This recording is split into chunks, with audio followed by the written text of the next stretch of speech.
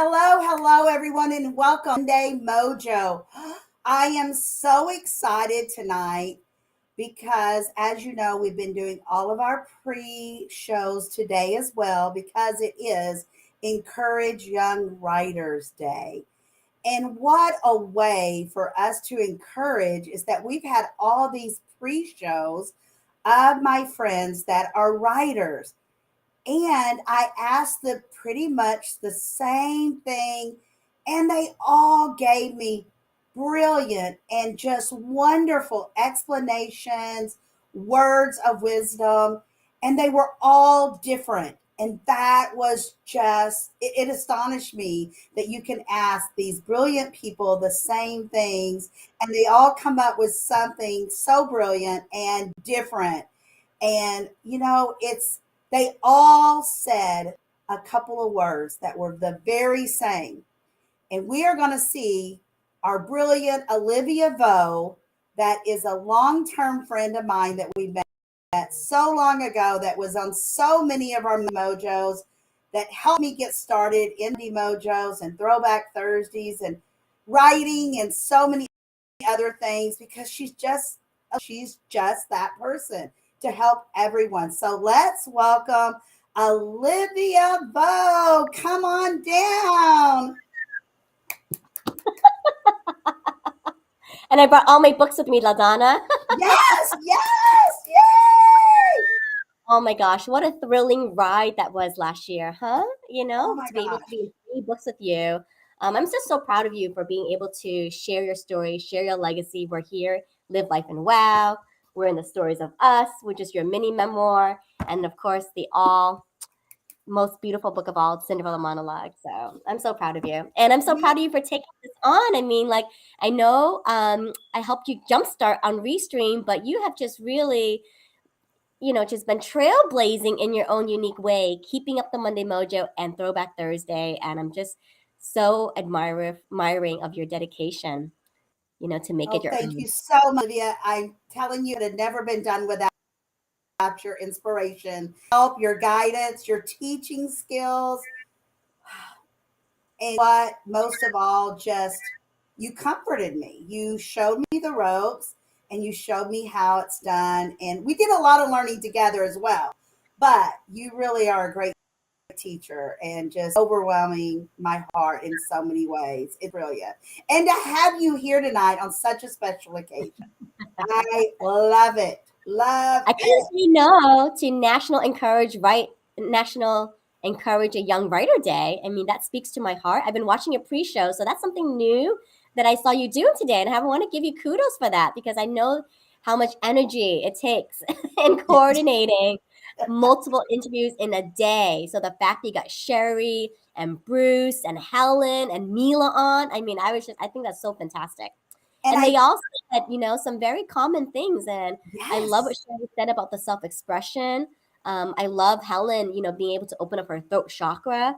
And of course, Mila. Mila's been a catalyst for both you and I because she's just a wonderful, book coach and editor. Oh, absolutely. And all of them, Sherry, Bruce, Mila, Helen, and you're all a little unique in your own ways. You don't do things just alike. You have it written in all the books and the same. You're just different, and that's what I wanted for today. And even though I asked the same things pretty much, some things were the same, like get started. That was all the same. Everyone said that word, and I know you will too. But there's so many things similar, of how to get these children to write and to keep writing. And I'm going to ask you some of the same things. And one of the things I ask is, what is your very, very first thought when I say National Encourage a Young Writer? What is your encouraging a young writer? What is your first thought, Olivia? Literacy. I think it's so important to introduce literacy at a young age. I mean, this is a lifelong skill, being able to learn to read and to write and to express yourself. So that's my first Isn't that literacy. Oh, that's brilliant. I come from a house that my father never learned to read or write ever. My mother could read on a certain level and write on a level. So I think children learn differently. I learn in a slower pace than most, or some a lot. I don't know which words are correct, but we all learn at a certain pace. Some get it quicker than others, but we all learn, and sometimes it takes longer. As you know, Olivia, you've had to repeat several things to me in the past. Get it? Break it down, do it differently so that, because we do learn differently. And I just love the idea of having this day to embrace, to help youth. And you know what? Maybe one of these interviews will get to the right younger person or older. Sometimes you pushed and pushed me to writing in a loving way, and I loved it since then. I have loved it. So, Olivia, I don't know if you know, but in 1744, the book, A Little Pretty Pocket Book, was the first book intended for children's reading pleasure. Did you know that? Do you know this book? No, I've not heard of this book before. You know what? I haven't either. And when I seen it, I thought to myself, I have to look it up. And look how the words are written. Some are small, some are large. And look at the illustration. There's no color, but at least there was some illustration. You And know what? I This reminds me of like the first storybooks I encountered was Aesop's Fables. So reading fairy tales, Hans Christian Andersen, right? So parents, read those to your children. I mean, they're timeless classic tales. Yes, classic is the word for that for sure. And you know what? It's amazing how far our writing has became since way back then. But even 10 years ago, hasn't it evolved? I mean, writing has really, really evolved over time. That is for sure.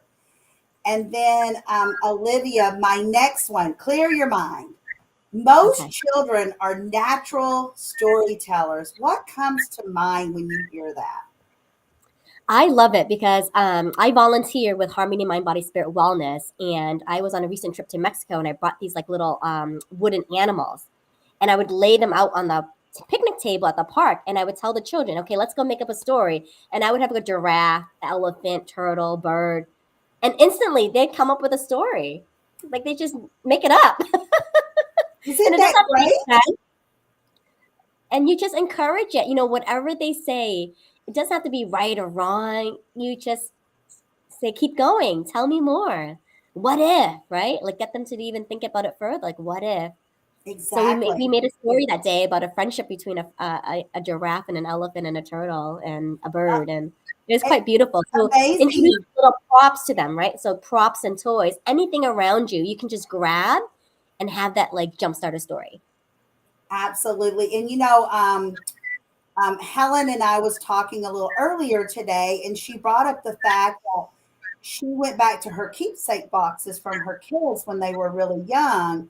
And I think it was third or fourth grade, I can't remember. All of them had to write about the same picture, and they were all different. One was funnier, one was scarier, one was more logical, I guess, but they were all so different. But it was about this, it was in the same grade, they had to do it at the same school. And it's amazing. You and I could tell a story, have a picture, and we would tell it completely different, Olivia, because you may start at the top of the cup telling your story, and I may start at the bottom, or in the middle, like Mila said this morning, just start. Mm-hmm. Mila Johansson said, sometimes she starts her stories at the end and some in the middle. And she said very few at the beginning, but she does it. She just, and Bruce Barnes was saying, jot things down, write them down, even if it's one word that you might find. And it's the same thing I think for youth. What if those kids that you laid your pops out for could write that story about the elephant and the giraffe and the bird and the turtle? They would all come out different, and that's okay. And Olivia and I have had this talk many times, is that I was afraid to write a story because I'm not good with sentence structure. I'm not good with punctuation. But then to come to find out, Word does a lot of that for you. And then you can hire people to do that for you, or just get with a publisher. They hire people to do that as well. You know, it's okay. Just start. It doesn't matter your if your vocabulary is correct or incorrect, or your sentence structure. Just start, even if you're a child. I wish I would have started younger. When did you start writing, Olivia? Did you start writing younger or? Excellent. I remember I would make like my own storybooks. I would like draw these pictures of myself and, write about my favorite fruits and my family. And I was 8 years old at the time. And then I'll never forget like my sixth grade teacher, she gave me my first journal, like my first diary notebook, and sent me to a writing program for students. Oh, And so I think that jump started me. So I would say, there's an element of writing. I mean, there's academic writing, which you're encouraged to do in school, and that can kind of be dry and boring, but pursue that. And then there's that creative writing, being able to take poetry classes, learning to journal, learning to keep a diary. And then I think about how even just that one influence in my early life has helped and shaped my entire career, because, eventually, like, being able to continue writing throughout school helped me to earn scholarship money. You have to learn to write essays, and then you learn to write research papers, and then you learn to write, your resumes and business reports for work, etc. Even like writing and scripting a show, right? That takes that type of skill too. So writing will always be with you, I feel, and it's important just to encourage that early, because there's so many things that kids can expand and learn from that. I agree. You're in childhood. I remember, the teacher would give you, back then there were no word pads or tablets or anything. It was, a book and paper, and the paper was in a tablet when you were younger with the big lines, and they would give you a word, and you were supposed to put that word in the lines, on the lines, to a certain, and then you grew to a sentence and then maybe a paragraph, but they were giving it to you. You were just rewriting it. But there, like Mm, you said, there was no expression. There, you couldn't express your opinions about it. It was just black and white. This is what you write. And I don't ever remember writing um, to express my own thoughts or opinions. Maybe that's because maybe I wasn't in the right class. Maybe I wasn't ready for that. But then it was really hard when I went to college. I didn't even really know how to write to study. And, there's so many reasons to write, what to write, how to write, even to study. When I was in my nursing program, I remember that was really hard. And I just paired up with a group that studied together, and I just took notes the way they did. But yes, I think it's really important. And, Sherry Leopold was saying, it needs to come more than just from teachers at school. They can't do everything. yeah. Do it at home as well. And, I was telling, I think it was Bruce, I'm not for sure, that we used to take vacations. And when my girls were growing up, I would try to get them to write about their vacation. Well, that went over somewhat. Sometimes they did it, sometimes they didn't. They thought that was goofiness. But we did get some good subjects. They both wrote about different things, and sometimes they would write just a couple of sentences or a paragraph. But hey, at least it was something. I wished I would have been more on that, but who knows? Maybe it'll come to them later, right? But they did have the opportunity. No, I think it just comes in different waves for different people at different stages of their life. I forgotten about writing actually. I loved it so much as a student, and I forgot about it. And then only until I met Mila and discovered like self-publishing and Amazon, like it opened up a whole new world. I mean, it's fascinating what you can do now. And so you can just write and publish yourself. And so that's the reason why I'm in so many book anthologies. Beyond the three that we're in, I've learned, and for each anthology, I've actually been able to write a different chapter each time. So this is more about like my immigrant family story. And then I talked about my brother and I having a sibling relationship. This one is really fun to write. This is about all my heart glasses and how they came to be. And I never thought like this would be important to write, but it was so cool just to document because it's, it's part of my journey, like how I was able to take on this brand. So that talks about this accidental branding concept. Um, I wrote about, laughter yoga in this one, the impact of one voice, how to discover Yes. laughter yoga. Then this one was really cool. So this one is just about writing letters, like Dear John type letters. And I chose Dear Inner Child, Dear Money, and dear grief. Yeah, dear grief, for these letters. And then my latest book I wrote about LinkedIn, right, which is pertaining to my business. So there's so many different avenues you can explore writing to express ideas, to preserve your family heritage, to tell a story, to promote your business, right? And it shows all different, because we're not just one-sided being, we're like very three-dimensional. And so I think it's important to showcase all different facets of yourself, your personality, and your life. And because I love publishing so much now, I want to share with everyone a resource, and it's called studenttreasures.com. So student treasures, only one T. It's not like student and then another T for treasures, but studenttreasures.com. So if you are a teacher, you can actually order like a book kit from this company, and they'll send it to you completely free. And it will have prompts and themes that you as a classroom can do together and publish it. So any parent that wants to order and publish, that's where, they would pay the money, but it's completely free for a teacher to use as a resource.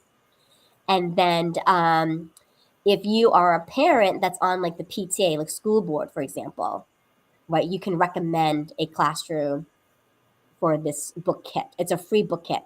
If you're a homeschool parent, right? So there are many parents that homeschool their children, and you want to foster that idea of writing and publishing, because I think it's just so magical for a student or a young child to see their ideas come to life. And you can include illustrations. So it's not just writing, but you can include illustrations that can be published as well too. So it's available for homeschool parents.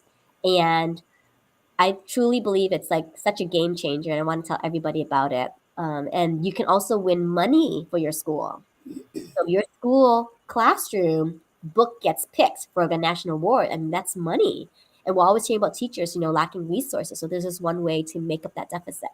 Wow, I never heard of that till now, Olivia. Thank you. You're just always full of surprises. Always so supportive for others. You're not in this game just for Olivia. That is for sure. So let's go on to 1897.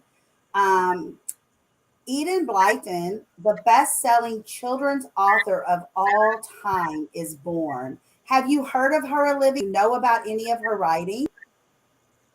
No, I've not I met her don't before. either.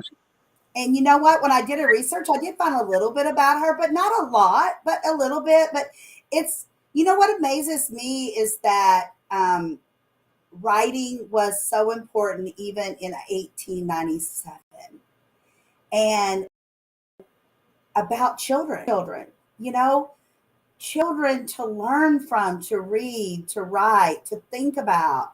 The inspiration that comes from children is amazing, and we want to support our children when we can, for sure. And so the next, clear mind again, Olivia, clear mind.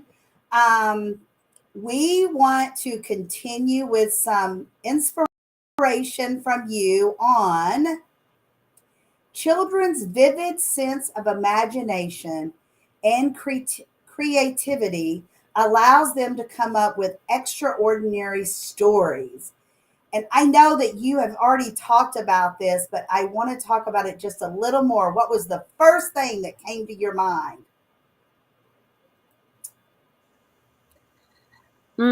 Like taste.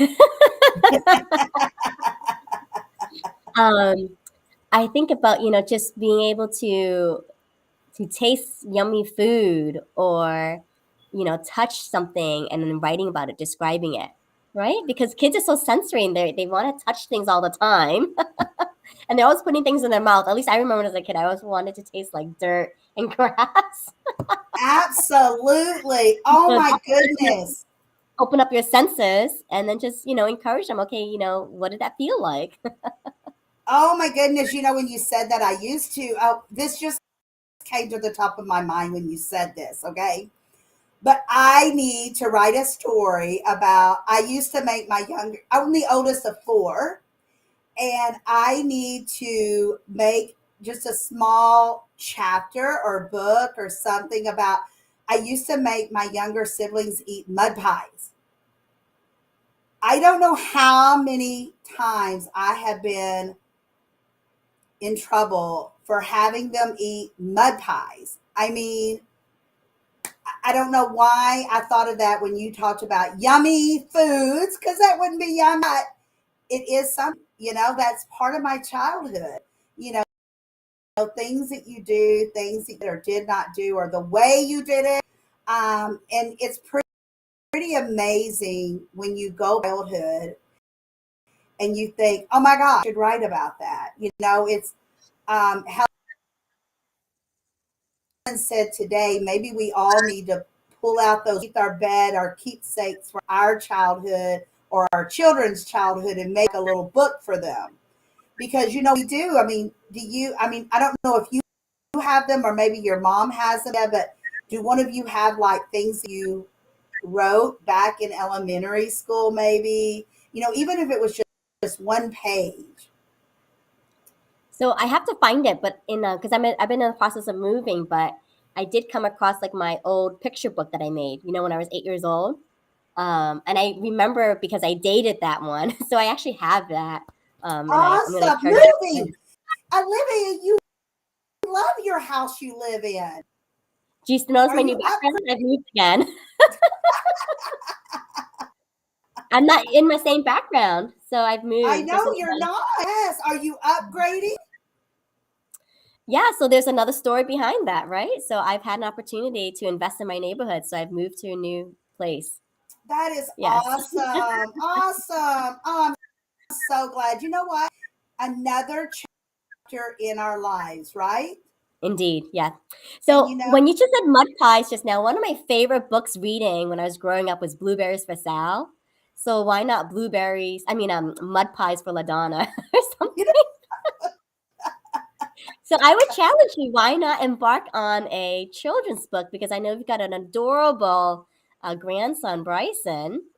And if you could write maybe Mud Pies for Bryson as a book title, oh, yes. you Wouldn't know, that be cool?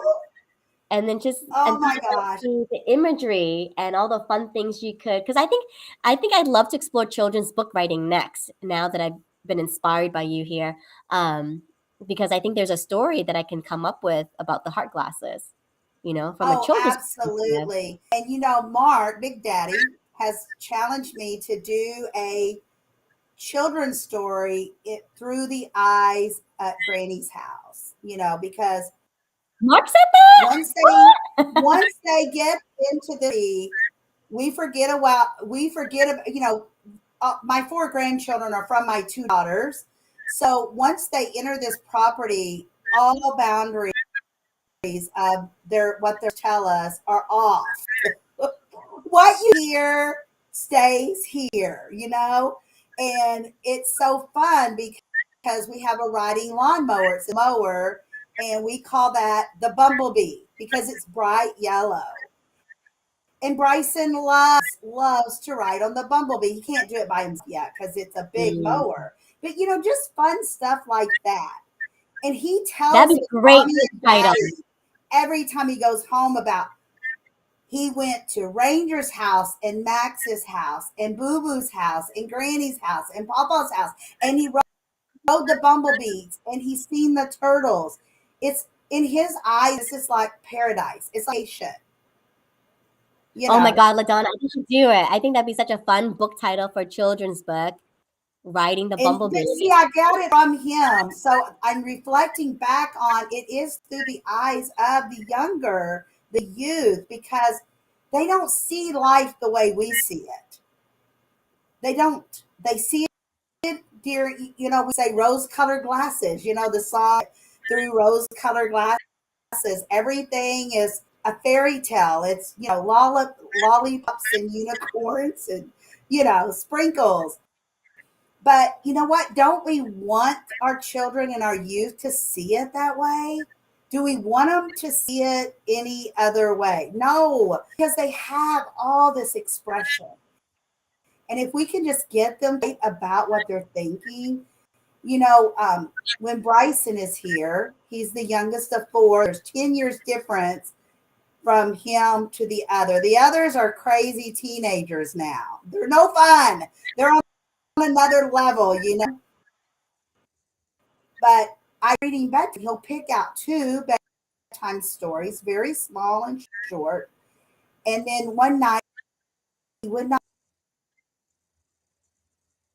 fall asleep because his going 1,000 miles an hour here. So and he fell asleep on top of me, and him and I slept together. Well, this last weekend he was here. He wanted me to read the two stories. He was young. Well, I couldn't go back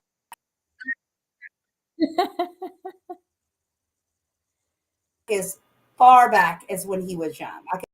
From what they told me, he used to play baseball, things like that, because I also want to hear stories about what they know. His mommy, his daddy. Isn't that what life's all about?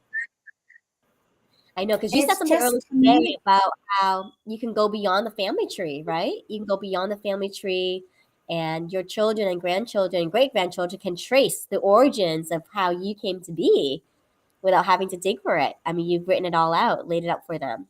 And I love that. I love that you go beyond the family tree. And you know what? Mila and I talked about that morning. I really thinking I should one day. I know I'm older, Olivia, but I am still young in my mind. Lay out my life so they don't have to worry. So you can go back to family history, and I've done family, but I'm like, okay, is that census really right? Is that because way back they don't even know they have 2 days for my grandmothers because they've been told two different things. My kids and my grandchildren and great grandchildren to know who I was. Good, bad, ugly, because it'll be something that can help them later. Maybe they want to write more about it. No, none of us know. So children matter what we put in their minds, giving them happy. They don't need to know everything yet. They'll get it soon enough, I say. So, Olivia, I want to bring one more thing up. Moving to the 1920, a shift in the publishing industry. Children's become an industry of their own. I was shocked. I had no idea it was that far back, Olivia. 1920 set stories. Have you ever heard of those stories? No, I remember the golden books. I had these like beautiful hardcover golden books growing up. I have so many golden books. Do you or your mom have in your brothers from when you were young? No, we always went to the library, right? So my mom and dad, they've always taken us to the library, and that's where we'd check out our books. And Yes. that was also fostering my early love of reading and writing. I would be so inspired, and sometimes there'd be books that I was dissatisfied with the endings. I rewrote my own ending. There you go. Well, when I was growing up, there was no buying books. I remember my parents saving and probably on a payment plan to pay for it. The encyclopedias, door to door salesman would come around and sell you the hard. I don't remember how much, but I remember my parents scraping so that we would have them when we got into middle school and high school. And you know what?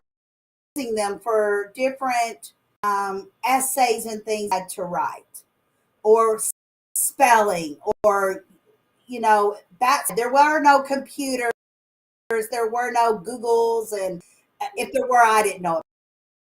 But then, when I became a mommy, I would start buying little golden, and some of them were new, and some of them I would pick up at the thrift stores or yard sales or whatever. And we still have so many of those golden books. They were the best. But I don't know if you, because you're younger, Olivia, did you guys read Jack and Jane books?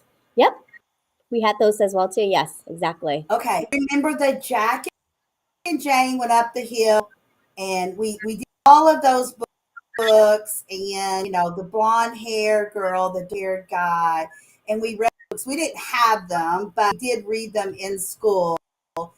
I remember that. I remember my typewriting book. I think I still have it somewhere. Who knows? And who would ever think today that way back then, and back then, that was only the 80s, typewriting books. But, You know what's it really taught us special too? where our hands were placed. Exactly.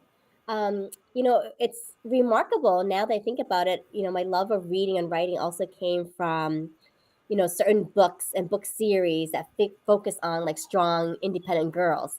So I remember reading like Little House on the Prairie, and that was all about Laura Ingalls Wilder, and she was just like a rambunctious girl living out in the wild, wild west, and that became like a movie and series. So that was really fun to see again a book coming to life, right? And these characters that I was imagining in my head actually had like a face and a name. And then my other favorite series was Anne of Green Gables, and there was a PBS special where they made a whole series of her, and she was the red hair spunky gal, and grew up, was part of this adoptive family, and then grew up to be a school teacher, and it was just so wonderful, to be able to think like, wow, like I could be like Anne of Green Gables. You know what? And I can still sit down and watch Little House on the Prairie. I'm sorry. It is Yep. the best. It is the best because it's so much about your past, about life. Even though you think it's not true, you think no way that can happen, but no, they diseases that killed so many people. They also talked about, they were and they were thankful for everything they had, and Shirley Temple's another one. I could sit and watch her because, she was an orphan. She was wealthy. She wasn't wealthy. It's real life things that happen. And those are the kind of things, and I know others enjoy other things that are not so lively. But I enjoy watching and reading things that are lively. Strong reading.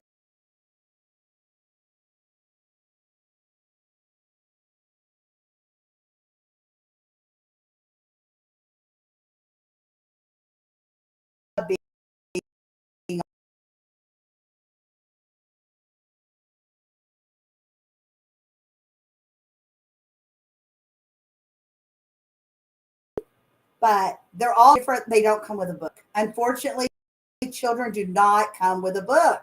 Olivia, I wish one day I could write a book that would pertain to every child, but it just doesn't. It doesn't work that way. They're all so. Exactly. Is there any last words, Olivia, that you want to say to our viewers? How to the youth about starting to read or reading more, whatever your last word. One of my favorite quotes is by Toni Morrison, and she says this: if there's a book that you want to read and it hasn't been written yet, you must be the one to write it. I love that. I love that.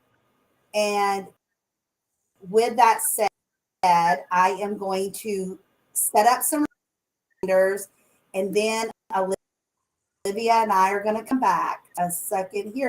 Here we go.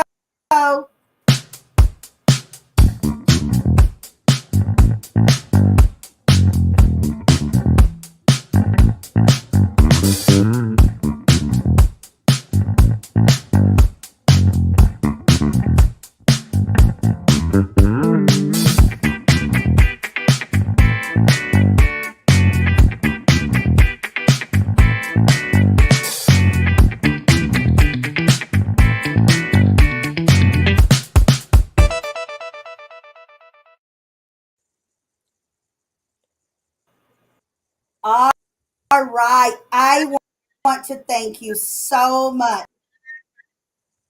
for being here with us tonight, My pleasure, LaDonna. Olivia. It has been a pleasure, and I want you to know you can come back to Mojo or Throwback Thursday